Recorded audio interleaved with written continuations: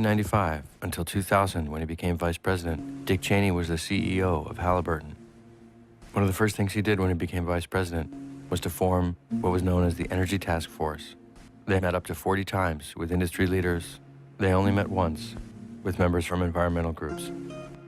The Energy Task Force and a $100 million lobbying effort on behalf of the industry were significant in the passage of what's called the Halliburton loophole to the Safe Drinking Water Act, which authorizes oil and gas drillers exclusively to inject known hazardous materials unchecked directly into or adjacent to underground drinking water supplies.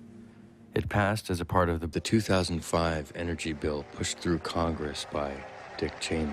Exempts the oil and natural gas industries from the Safe Drinking Water Act. They were also exempt from the Clean Air Act, the Clean Water Act, the Superfund Law, and about a dozen other environmental and democratic regulations.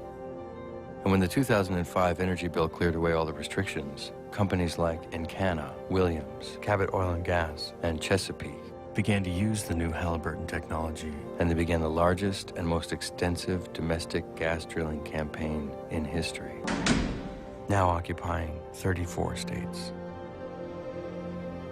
The method of gas drilling they use is called hydraulic fracturing, or fracking. It blasts a mix of water and chemicals 8,000 feet into the ground. The fracking itself is like a mini earthquake. The intense pressure breaks apart the rock and frees up the gas. In order to frack, you need some fracking fluid, a mix of over 596 chemicals, from the unpronounceable to the unknown to the too well-known. The brew is full of corrosion inhibitors, gelants, drilling additives, biocides, shale control inhibitors, liquid breaker aids, viscosifiers, liquid gel concentrates. On the side of that frack fluid truck, it should say, "Just add water."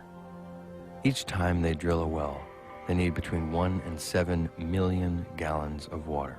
Each time they go back and frack an existing well, they need an additional 1 to 7 million gallons of water.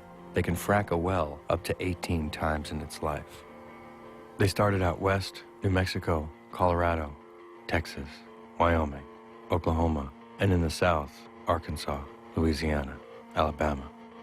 450,000 wells, times 18, times 1 to 7 million gallons, is something like 40 trillion gallons of water, all of it infused with the 596 chemicals in the fracking fluid.